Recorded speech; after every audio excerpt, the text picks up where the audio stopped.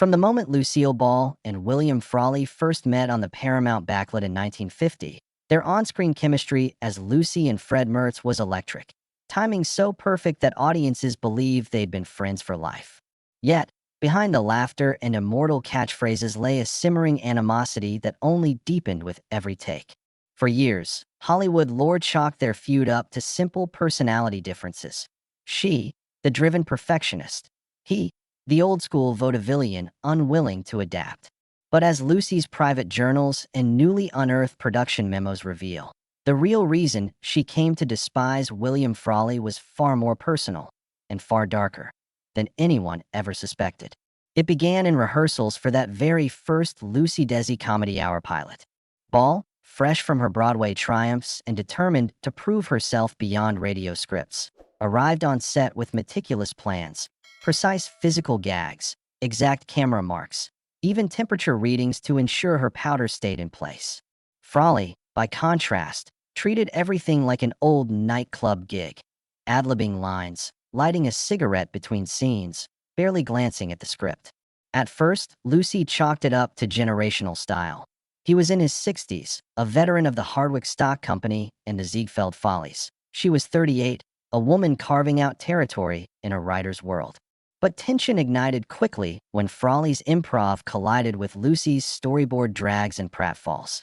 Their first major clash happened over that iconic scene, Fred testing Lucy's famous Vitamita Vegamin tonic. Ball had choreographed a carefully escalating bout of tipsiness, right down to the sly eyebrow raises and liquored lisp. Frawley, enjoying the chaos, began riffing lines of his own, lewd quips no sponsor would allow. Instead of triggering laughter, his unscripted commentary threw Ball off balance. Cameras stopped. Tension crackled. According to director Mark Daniels's notes, Ball ground her teeth and glared as Frawley delivered yet another line about drinking to forget an ex-wife. A zinger so personal that Lucy's knuckles turned white as she gripped the counter. Behind the scenes, Lucy's production diary paints a picture of mounting frustration. Entry after entry records exhaustive retakes, some days as many as 30, each one born from Frawley's refusal to hit his marks or stick to the dialogue. His smoking habit worsened matters. Dense cigarette smoke drifted across the set, fogging the lights and stinging Lucy's eyes, forcing her to redo close-ups. When she politely asked him to puff outside the frame, he snapped back, "This is my show too, sweetheart. I'll smoke where I like." The insult cut deeper than any missed cue. As weeks passed, the conflict morphed into something more sinister. Lucy confided to her diary that Frawley began taking cruel liberties with personal barbs, mocking her youthful nervous tics, referencing rumors about her fertility struggles, even poking fun at Desi Arnaz's accent in rehearsal. On one heated afternoon, he lapsed into a drunken tirade, accusing Lucy of bossing everyone around like a man, then throwing his script to the floor. Ball, who built a career on physical comedy and emotional vulnerability, found herself battling a man who saw her success as a threat to his legacy. It wasn't just professional pride he attacked. It was her identity as a woman commanding an all-male production machine. The watershed moment arrived during Season 2's Lucy's Italian Movie episode. Frawley arrived inebriated, mumbling lines and barely steady on his feet. Ball's attempts to accommodate him, shifting camera angles, rewriting lines on the spot, reached their limit when he purposefully ignored a cue, leaving Lucy to flail mid-scene. The laughter track covered the chaos for viewers, but the studio stood in stunned silence.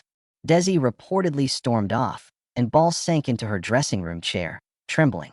"In that moment," she wrote, "I realized I didn't hate his drinking or his improv. I despised how he used my kindness against me." That diary entry, kept private for more than 60 years, reveals the core of the feud, a battle for respect and creative control. Frawley, once a star in his own right, viewed Ball's rise as an affront to the old guard, and Lucy, determined not to be undermined in her own show, grew to loathe the disrespect. The result was a professional battlefield masked by laughter, where each retake carried the weight of personal vendettas. And though Ball never fired him, CBS executives warned that Fred and Ethel's dynamic was too central to risk. She found small ways to reclaim her power, subtle script rewrites that pared back his gags, strategic camera cuts that minimized his stage time, and a steely glare that became as iconic as her polka dot dresses from the moment that blistering tirade in Lucy's Italian movie. Every on-set interaction between Lucille Ball and William Frawley carried the echoes of that breakdown. Production memos note that for weeks afterward, Ball refused to engage him in rehearsals, holding script reads behind closed doors and conferring privately with Desi Arnaz and director James V. Kern. Crew members recall a charged atmosphere. Frawley would wander on a set unannounced, only to find Ball and Arnaz already blocking out camera moves in hushed tones. Whenever he attempted to offer improv suggestions, she'd skirt around him, her pointed silence more stinging than any retort. Even more telling are the payroll records from Season 3, which reveal an unusual spike in Frawley's overtime payments. Officially, these extra hours were logged to accommodate his frequent cigarette breaks and the resulting delays, but Ball's private notes indicate a different purpose. She insisted on keeping him on the clock as a subtle rebuke, stretching his day until crew morale flagged. Let him feel each minute wasted, she wrote in her margin notes, until he learns that respect is not free. Nobody dared challenge her judgment. Lucille Ball was the star and co-producer, her approval the currency that kept the lot humming. Publicly, Ball maintained the facade of camaraderie. In press interviews, she lauded Frawley as a dear old friend and praised his vaudeville instincts. Legendary columnist Hedda Hopper lauded their perfect on-screen marriage, conveniently omitting any reference to the off-screen ice age. But behind the cameras, she engineered subtle script rewrites to blunt his edge. Lines that once allowed Frawley to riff were pared back or reassigned to Vivian Vance, whose chemistry with Ball never invited the same tension. Costuming notes even mandated that Fred Mertz's outfits become intentionally ill-fitting at times, visually underscoring that his swaggery gags no longer held sway. Desi Arnaz, ever the diplomat, tried to broker a détente. Production stills capture moments where he stood between Ball and Frawley, arms outstretched, as though physically keeping a truce. Memoirs from camera operators mention drinking sessions in the commissary where Arnaz toasted to old friends and urged them to remember why we laugh. For a brief interlude, 2 episodes, by most accounts, Frawley actually hit his marks and delivered his lines nearly verbatim. But the respite proved too fragile. Ball's diary entry for that week reads, "He was on his best behavior, only to crash spectacularly when no one was watching." As soon as Arnaz turned his back, Frawley would revert to hostile quips, testing Ball's resolve once more. By Season 4, Ball took a more direct approach. She convened a top-secret writers' summit to reimagine Fred Mertz's role, expanding his scenes with guest stars so he'd be less dependent on off-the-cuff humor. She even directed an episode to feature Fred away on a business trip, allowing the network to air a Lucy and Ethel duo outing without him, a ratings gamble that nonetheless scored well. That episode's success emboldened Ball to push for Frawley's earliest possible wrap time each day. His call sheet shifted from 8 a.m. to 5 p.m. to 10 a.m. to 3 p.m., a scheduling squeeze that soured his relations with the studio and deepened his resentment. Frawley's retaliation took insidious forms. Wardrobe records note an incident where he intentionally wore pants 2 sizes too large to sabotage his costume changes. Script pages discovered in the Paramount archives reveal scrawled stage directions in his hand, demanding he be allowed to smoke again, or else I refuse to perform. Ball's reaction was surgical. She had the scripts retyped overnight, removing his annotations and burying the changes under her own signature. Crew members recall the hush-hush fumigation calls to eliminate cigar smoke, a tacit understanding that Ball's authority reigned supreme. Through it all, the audience remained blissfully unaware. Viewers continued tuning in for Lucy's exuberant pratfalls and Fred's crotchety comebacks, never guessing that each laugh line was won amid a bitter contest of wills. The writer's room ceased offering Frawley free rein, and the director's cue cards increasingly guided his timing. No more off-script flourishes. Frawley watched, simmering, as his domain contracted, while Ball presided over the transformation, determined to shield her character's dynamics from the unpredictability of a man she believed had crossed every line of respect. In her private journals, Ball eventually reflected on the paradox of their relationship. She owed Frawley her foil. His gruffness made Lucy's antics sparkle, Yet she resented him for exploiting that very tension to derail her vision. "I loved that we made magic together," she confessed, "but I hated how he gambled with my show and my heart." By season 6, the feud had settled into a frosty truce. Frawley remained part of the cast, albeit with fewer prime scenes, and Ball's once white knuckles relaxed their grip on production reins. But the bitterness lingered. Her diary entries reveal she never again fully trusted any performer who tried to improvise in her domain. In the early 1960s, as I Love Lucy moved into what would become its farewell seasons, tensions between Lucy Ball and William Frawley crescendoed toward a breaking point. As one of television's top-rated comedies, the show relied on the spark between Lucy's manic energy and Fred Mertz's sardonic asides. Off camera, however, each joke felt like a chance for Frawley to vent a simmering bitterness that Lucy interpreted as personal sabotage. She confided in her diary that she greeted each retake not with optimism, but with dread, anticipating the moment when Frawley would wander off script again and force her into an awkward dance between letting him ruin a take and reining him in with icy authority. She wrote, "I spend half my day performing and the other half performing damage control on him." Directors and crew, keenly aware of the fraught atmosphere, introduced new strategies to maintain professionalism. James V, Kern instituted closed rehearsals for Ball and Arnaz, barring Frawley from early script walkthroughs. Frawley discovered the plan only when he arrived late one afternoon and found rehearsal chairs clustered around separate tables. According to a behind-the-scenes memo, he exploded at the oversight, accusing Lucy of policing his presence and stripping him of the respect he deserved after decades in show business. Lucy noted in her journal that she watched from the wings, fists clenched, feeling a grim satisfaction at his momentary confusion. One of the most revealing entries in Lucy's private journals recounts a night after a wrap party for season 8. Ball invited select cast and crew to a private after-party in her Beverly Hills home, hoping the convivial setting might thaw the ice between her and Frawley. As champagne flowed, Frawley drifted onto the terrace alone, cigarettes in hand. Lucy followed him outside and stood silently for minutes, watching him stare into the pool's reflections.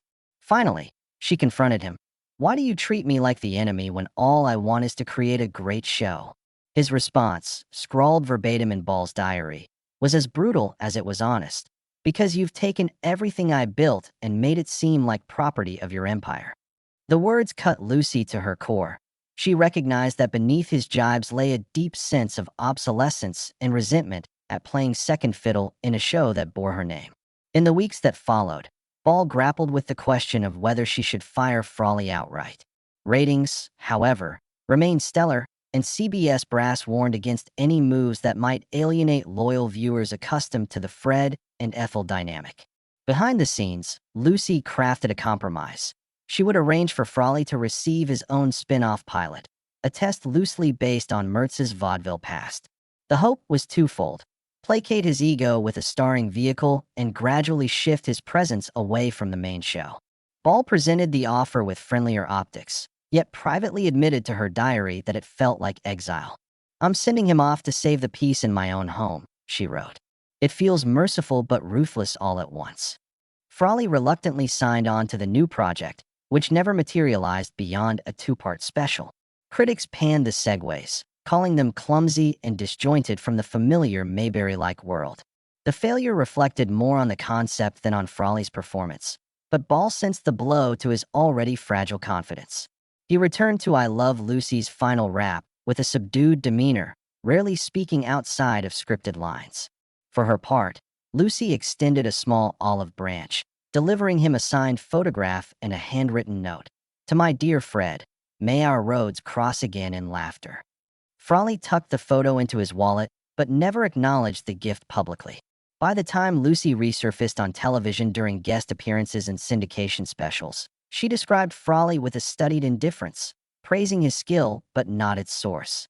In interviews, Ball referred to him as a trusty craftsman, omitting any mention of their years of off-screen warfare.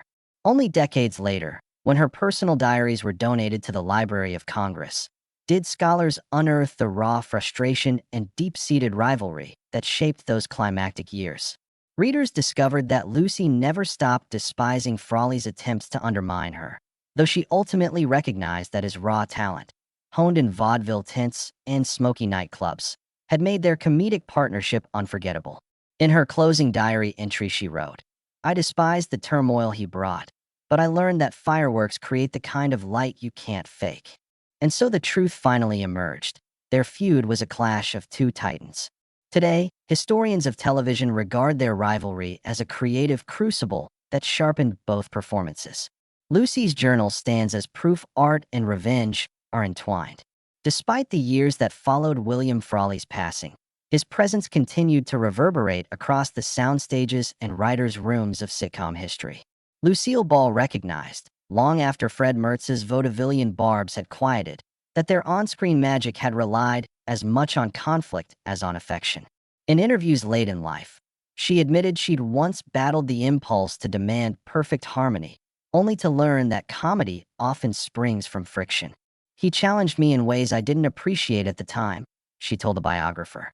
"But Fred's resistance pushed me to heights I couldn't reach on my own."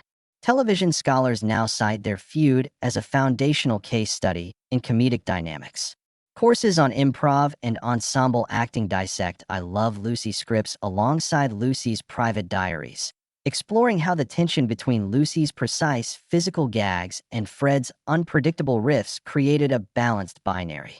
In classroom exercises, students reenact the Vitamita Vegamin scene exactly as rehearsed, then layer on Frawley-style ad-libs to witness how controlled chaos can yield unexpected gems.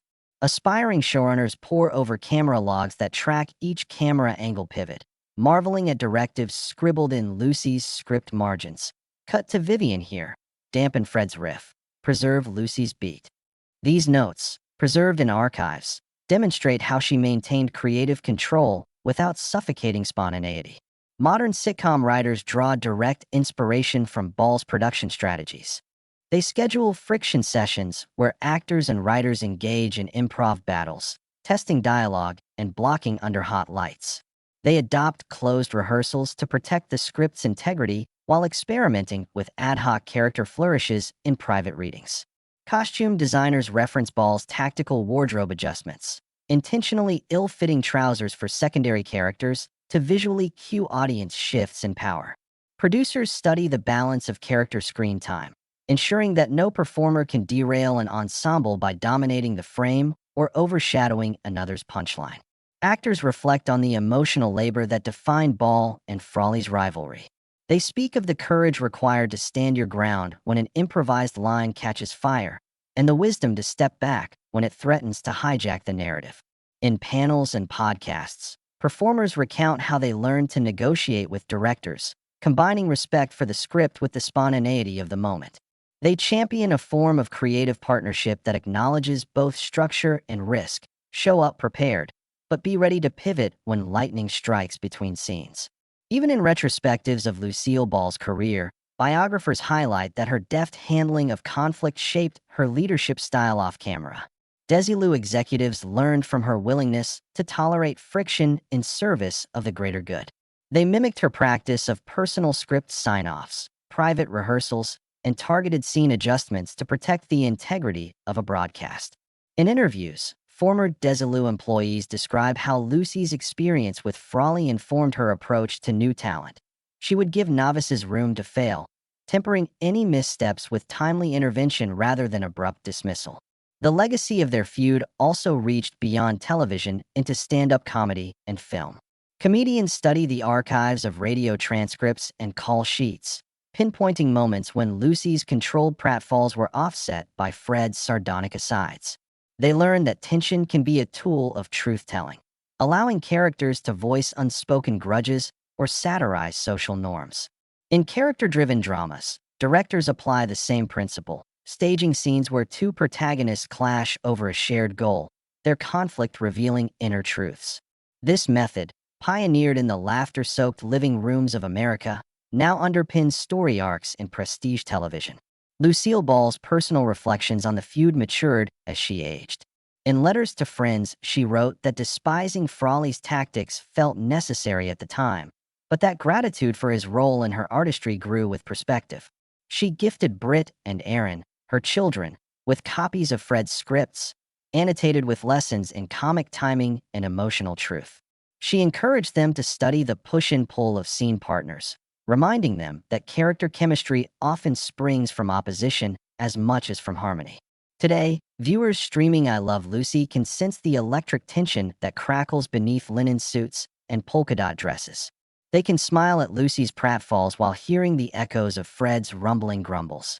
Behind the laughter, they glimpse two artists who entered a creative crucible and emerged stronger together.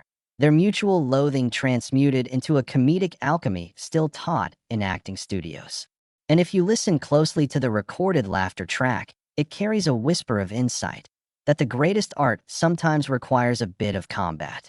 Today, the tension between Lucille Ball and William Frawley lives on not only in the finest moments of I Love Lucy, but as an enduring blueprint for creative partnerships that embrace conflict as fuel for creativity.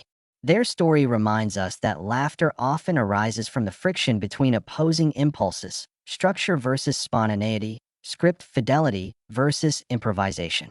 Ball's careful stewardship of her comedic empire, paired with Frawley's unfiltered edge, forged a union whose alchemy transformed personal animus into television gold.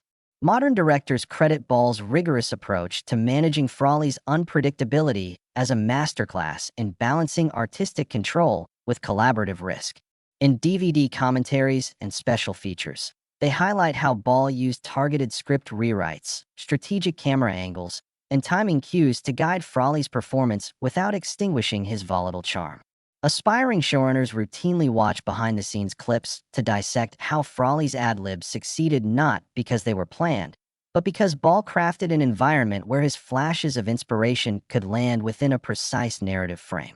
The lessons from their feud extend beyond comedy into any collaborative art form. Ensembles in theater and film rely on a dynamic equilibrium that thrives on respectful debate.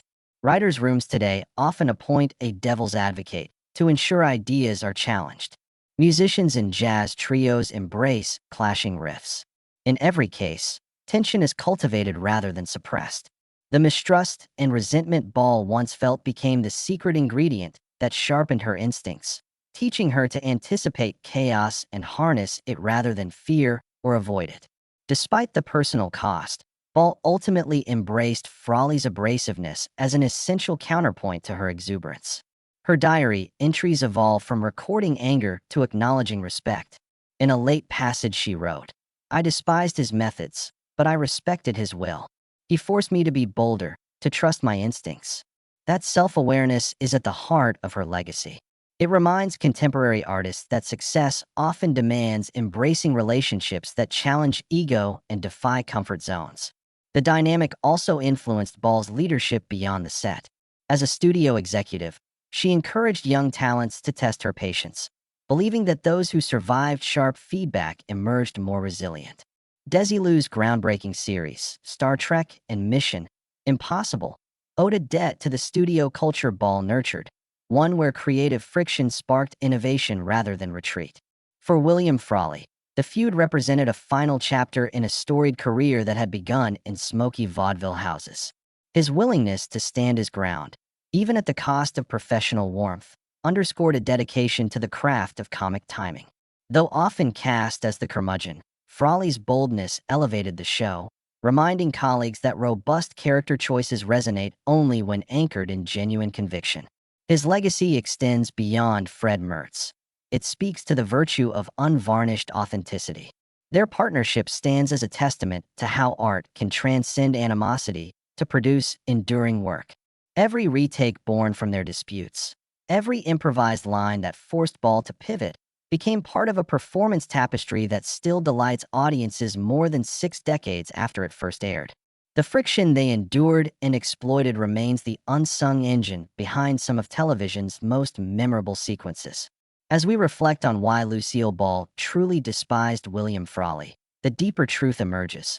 Her antipathy stemmed from understanding that great art demands confrontation with powerful forces, external and internal.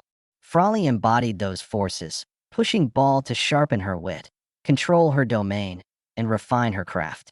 Their feud was not mere pettiness. It was a crucible in which two giants honed each other's strengths. This reveals a final insight that gives enduring power to their tale. The collision of wills, when managed with respect and purpose, can illuminate the stage as brightly as any scripted scene or polished punchline. Ball and Frawley despised and adored one another, resisted and recognized one another, and in that paradox found the source of their shared brilliance. Their saga teaches us that conflict, harnessed with vision, becomes an engine that drives art to new heights, proof that sometimes the greatest partner is also your greatest adversary.